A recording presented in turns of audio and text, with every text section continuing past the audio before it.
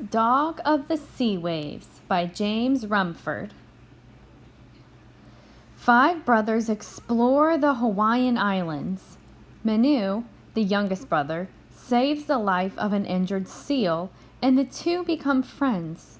When it's time for the brothers to go home, Manu is unsure if he'll ever see his friend again.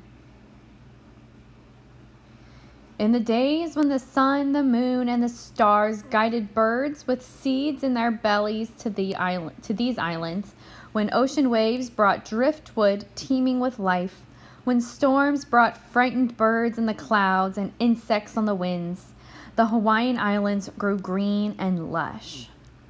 The streams and lagoons rippled with fish, and the forests flashed with the feathers of birds and the rainbow wings of insects.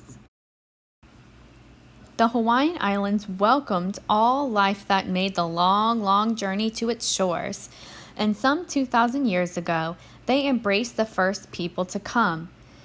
In those days of the first canoes, first footprints, first campfires, there were 5 brothers who came from their home far to the south to explore these islands.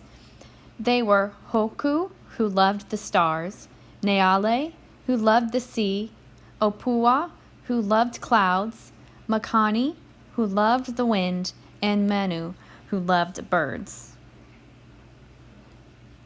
One night, soon after their arrival, Hoku said, "See, my brothers, the new star I've discovered? It always points north." Everyone except Manu looked up at the sparkling North Star. Everyone except Manu began talking excitedly about all the other new things they had discovered. "New things?" Manu explained. "I miss old things. Where are the coconuts, the bananas, the sweet potatoes? And how about the pigs, the chickens, and the dogs?" "We'll go home and bring these things back here with us," said Hoku. "We're coming back?" Manu cried. "I don't want to come back. I just want to go home." But home was a long ocean voyage away, and there was much to do before they could leave. Food and water to gather and sails to repair, so no one spoke. The next day, as the brothers were exploring a lagoon, Manu spotted an animal lying at the water's edge. "It's a dog, my brothers, a dog!" At last, something familiar in this strange land. But when they got close, they saw that it was like no dog they had ever seen before. It had flippers for legs, a fish's tail, and the body of a dolphin, and it was badly hurt. Manu tried to calm the animal. He brought cool water and cleaned the wound. He built a shelter against the sun and kept the fur wet with seawater.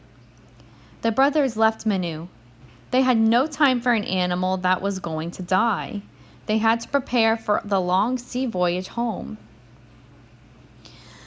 But the animal didn't die.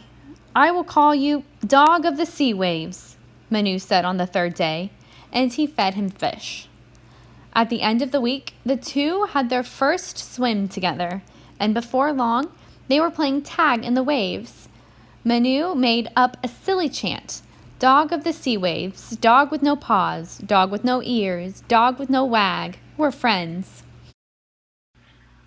Manu giggled, and the dog of the sea waves tickled his cheeks with his whiskers. "Come help me dry berries and roots for the voyage home," called Hoku. "We need fish," scolded Neale. "There's water to gather," scowled Opua. "And sails to repair," cried Makani. But Manu pretended not to hear. Instead, he and Dog of the Sea Waves played together and got into all kinds of trouble. They terrorized the fish Neale was trying to catch. They made a mess of the beach where Hoku was drying food. They played with Makani's ropes and accidentally pulled Opua's gourds off the boat, tripping Makani, who fell into the water. No one laughed. The two were separated, and Manu put to work. Manu gathered berries for Hoku. He caught fish for Neale. He fetched water for Opua. He twisted rope for Makani. But every evening after his work was done, he slipped off to meet his friend, and they played in the waves until it got too dark to see. Then Manu swam ashore, and the dog of the sea waves went hunting for food. After many months of hard work, the boat was finally ready to leave.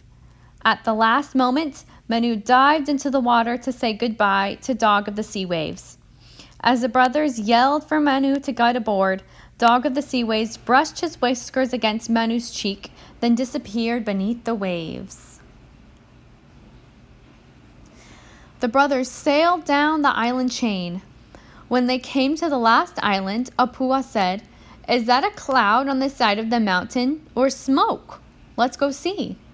Curious, the brothers anchored their boat in a quiet bay and swam ashore. Halfway up the mountain, Makani felt a warm wind and hesitated, but his brothers told him not to worry.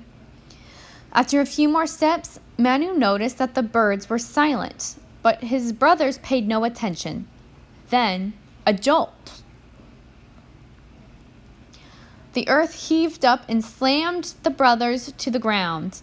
Deep cracks appeared, then flames. Hoku grabbed Manu's hand, and the brothers fled down the slope. But a river of fire cut them off from the sea and forced them to the cliffs. The earth shuddered, and the 5 brothers jumped into the sea far below.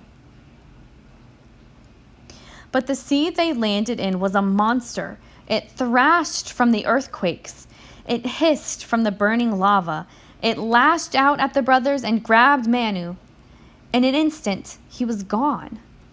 Makani filled his lungs with air and went to the very deep depths of the ocean, but there was no sign of Manu.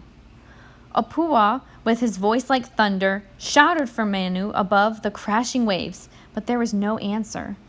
Neale, who loved the sea, begged it to be calm, but it would not listen.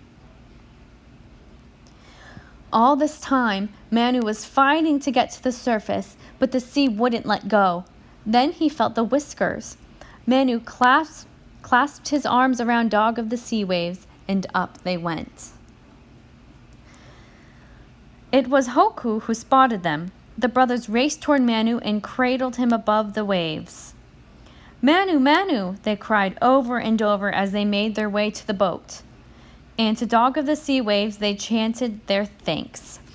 Dog that swims the depths, dog that braves the current, dog that knows the sea, dog that cares for our brother. The brothers then weighed anchor and headed for the southern sea and home. Manu stood on the deck and listened to Dog of the Sea Waves barking goodbye. "We'll be back," Manu shouted. And when they returned, they came with their families. They embraced the land and made it their home.